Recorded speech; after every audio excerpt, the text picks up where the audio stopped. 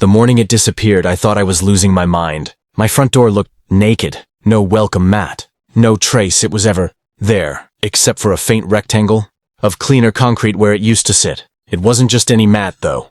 My sister had hand-woven it from old Navy ropes when I bought this house. So yeah, I noticed when it vanished. At first I assumed it blew away in the night or maybe got swiped by delivery drivers. But when I checked my porch cam, something caught my eye. A woman in a pastel jogging suit, blonde bob, marching up my steps at 6:42 a.m. She bent down, grabbed the mat, looked straight into the camera, and smirked before walking off. Her name was Patricia Halburn, the self-appointed president of our HOA, known by everyone as Karen of the cul-de-sac. She'd lectured me twice about my unapproved mailbox and once sent a warning letter because my trash cans were visible for 3 minutes after collection.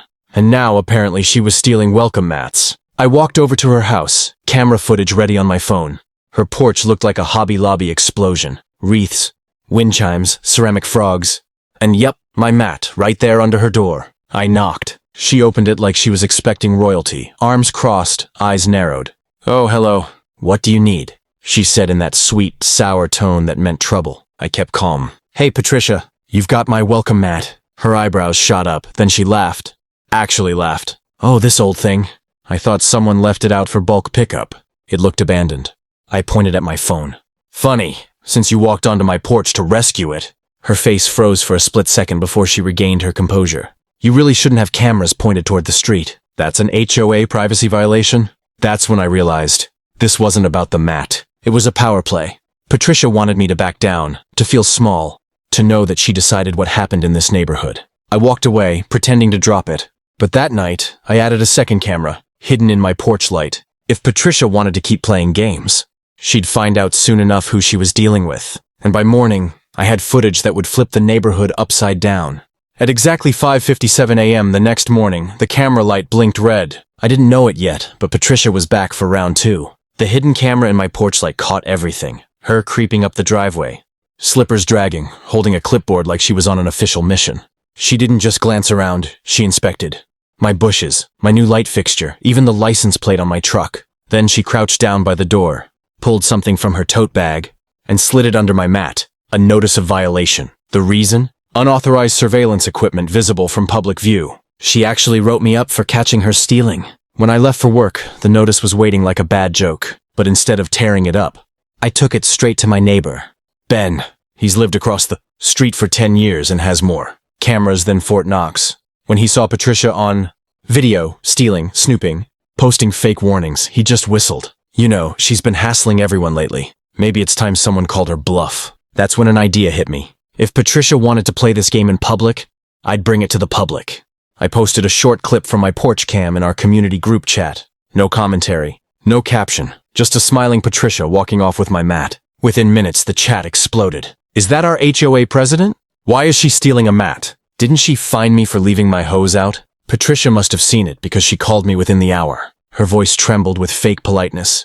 "You need to take that video down immediately." "That's defamation!" "Defamation?" I said. "It's literally video of you stealing. Context matters." She snapped.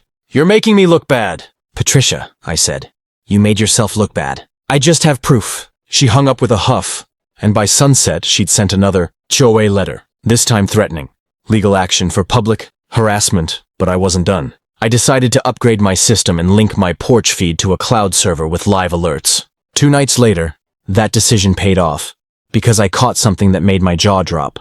Patricia wasn't just targeting me anymore. She was planting violations on other homes, and recording it herself. By dawn, my phone buzzed with motion alerts like popcorn. Patricia was making her rounds again, clipboard in one hand, phone camera in the other, creeping through driveways like some suburban detective. She filmed flower pots, taped notices on gates, even peeked into side yards. All of it was caught on my network of shared cameras.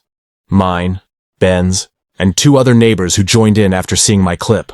When we compared footage, the pattern was clear. Patricia was staging violations. She'd drag someone's trash bin slightly out of place, then snap a photo proving the offense. It was insane, and it had gone too far. Ben leaned over his laptop. "We could take this to the HOA board. She's abusing her authority." "Yeah," I said, "but she is the board. Or at least, she acts like it." That's when Maya, our next-door neighbor, a retired attorney with a wicked sense of humor, spoke up. "Actually, she's not the board. The board is supposed to have 5 members. She just bullies everyone else until they quit. That changed everything. We decided to gather the proof and call an emergency community meeting. I spent the next 2 days compiling clips.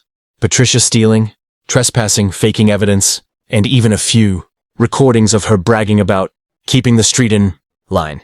By the time the meeting came around, half the neighborhood was buzzing with anticipation. Patricia strutted in like she owned the room, dressed in her signature pastel cardigan, clutching her HOA binder. "Before we begin," she announced, "I'd like to address the recent smear campaign against me." "Actually," Maya interrupted, standing tall, "we'd like to address your behavior." Ben hit play on the TV screen. One by one, the videos rolled. Patricia taking my mat, planting violations, sneaking around at dawn. Gasps rippled through the crowd. Patricia's smile cracked, her face turning crimson. That's illegal surveillance," she stammered. "No," I said calmly. "That's home security. Yours just happens to feature in the footage." The room erupted. Neighbors started speaking up. Stories of missing decorations, unfair fines, harassment. Patricia's control over the HOA unraveled right there in the rec center. When it ended, Maya announced a vote to remove her as president. Nearly every hand went up. Patricia stormed out, muttering something about defamation suits and lawyers on retainer. But the best part came the next day, when I got an alert from my porch camera again. Patricia was back. Not to steal, not to threaten, but to do something that shocked everyone. The notification pinged at 6:11 a.m., that same cursed hour. Patricia always struck.